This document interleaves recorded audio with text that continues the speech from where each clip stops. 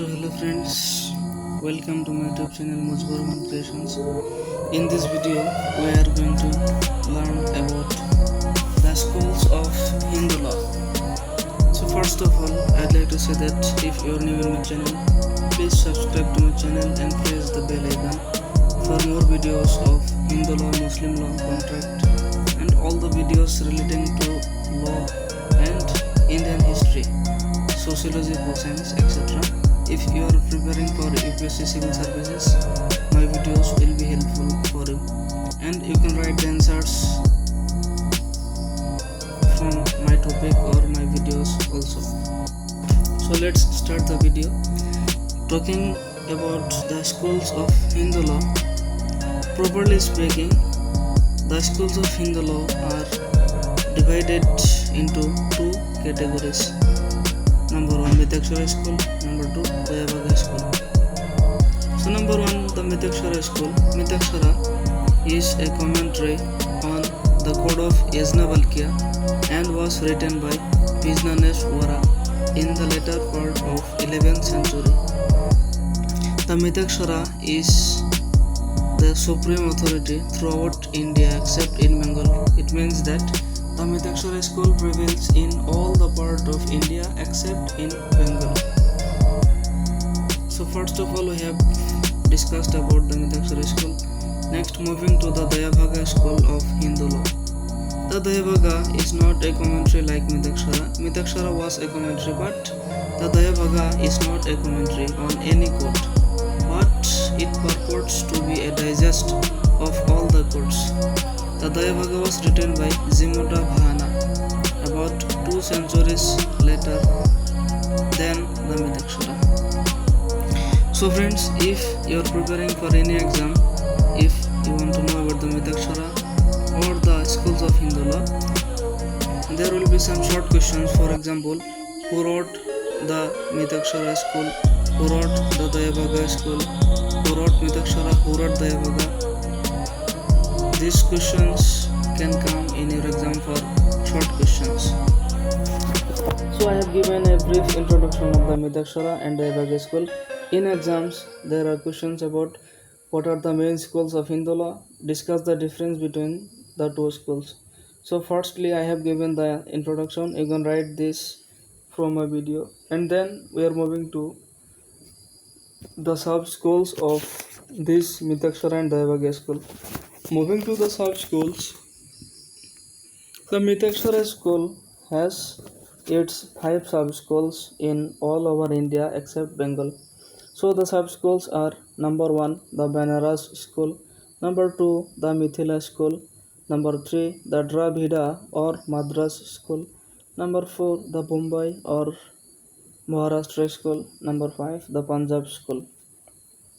So now I shall give a brief introduction of these sub-schools of Mitakshara. Firstly, the Banaras school. Excepting in Mithila and Punjab, the Banaras school prevails in the whole of northern India including Orissa. The Lakes Loki in the central provinces is the Banaras school of Hindu law. The following commentaries are also held in high esteem in this school: Mitakshara, Bhiramitrodaya, Dattaka, Mimansa, Vivada, Dandava, Shobodini, Balambhatti, etc. Number 2, Mithila school.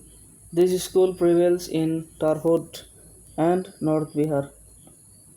Of course, the Mitakshara is the law of the school, except in a few matters. Thus, it was observed by the Privy Council that the law of the Mithila school is the law of the Mitakshara, except in a few matters in respect of which the law of Mithila school has departed from the law of the Mitakshara. The following are the commentaries treated as authoritative in this school: Mitakshara, Vivada Ratnakar, Vivada Chintamani, Smriti Sara, and then Madana Parijata. Number 3, Dravida or Madras school. The whole of the Madras state is governed by the Madras school of Hindu law. This school was once subdivided into a Tamil, a Karnataka, and an Andhra school, for which, however, there was no justification. The authorities accepted in this school are following: Mitakshara, Smriti, Chandrika, Parashara, Madhavya, Saraswati, Bhilasa, Bhiramitrodeya, etc. Next, Bombay or Maharashtra school. The Bombay or Maharashtra school of Hindu law prevails in almost the whole of the state of Bombay, including Gujarat, Kannada, and the parts where the Mumbai language is spoken as the local language. This school, the following works are treated as authoritative in this school: Mitakshara, Vyavahara, Maukhiya, Mayukha, Duramitroidea, Niranaya Sindhu, etc. Next, the Punjab school. It prevails in the part of the country called the East Punjab. This school is chiefly governed by customs. The following are authorities in this school: Mitakshara, Biramitroidea, and Punjab customs. So, friends, we have discussed about the sub-schools of Mitakshara. Next, Dayabhaga. There are no sub-schools of Dayabhaga, but the following authorities are accepted in this school: Dayabhaga, Dayatatva, Daya Sangraha, Piramitroidaya, and Dattaka Chandrika. So Mitakshara has 5 sub-schools, but Dayabhaga has no sub-schools. So in the Mitakshara school, except Mitakshara, there are also other customs which are accepted in all the sub-schools of the Mitakshara. But Dayabhaga has no sub-school, but still it follows some customs that I have mentioned above. Now, the important part of this school are difference between Mitakshara and Dayabhaga school. So if we say about the difference between Mitakshara and Dayabhaga school, firstly, number 1 point is as regards joint property. According to the Mitakshara school, right to property arises by birth of the claimant. Hence, the son is the co-owner with the father in ancestral property. After the commencement of the Hindu Succession Act 2005, the daughter of a co-partner is also a co-partner. But according to the Dayabhaga school, right to property arises by death of the last owner.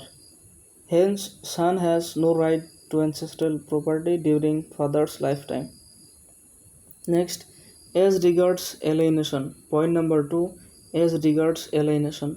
According to the Mitakshara school, members of the joint family cannot dispose of their shares while undivided. But according to the Dayabhaga school, any member of the joint family may sell or give away his share even when undivided. Difference number 3, as regards inheritance. According to the Mitakshara school, the principle of inheritance is consanguinity or blood relationship, but cognates are postponed to agnates.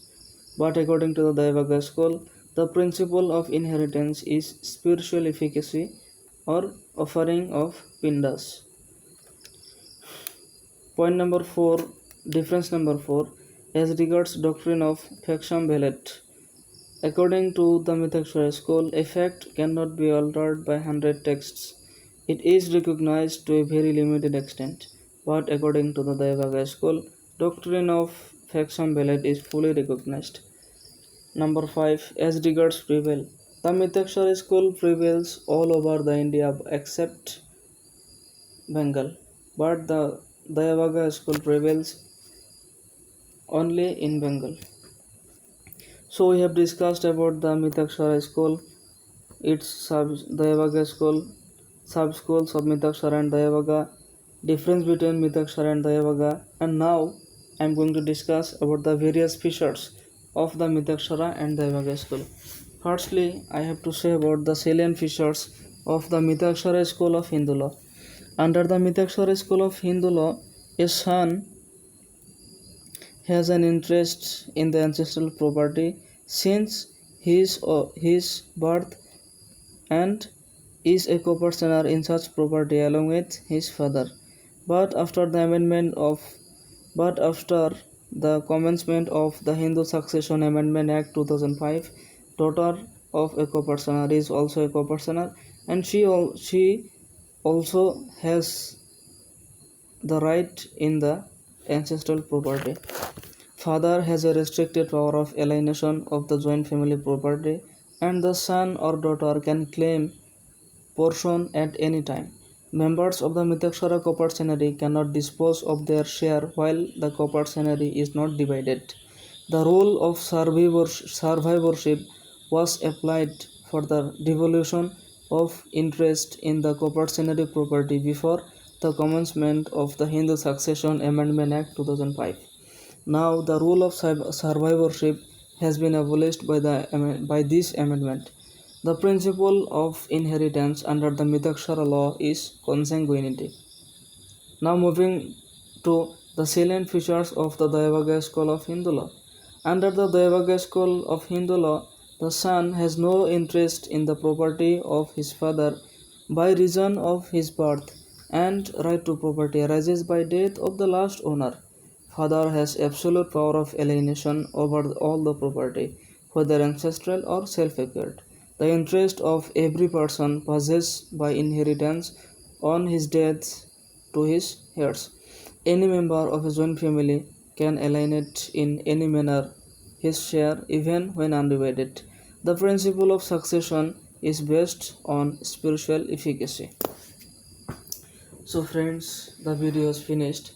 If you have any problem regarding these topics which I have discussed, so please comment, and I shall try to improve my English speaking, and I shall try to improve my teaching skill also. If you have thought that this video is helpful for you, then please subscribe to my channel for more videos, and please pray for me that I can speak English clearly. Thanks friends, share the video, like, comment. Thanks for watching the video. Okay, good night.